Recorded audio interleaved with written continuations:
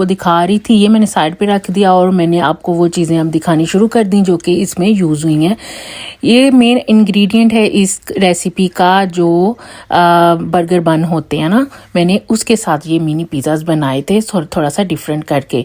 तो ये सारी चीज़ें हैं जो कि इसके अंदर 1 बाय 1 करके जाएंगी और मैं आपको बताऊंगी।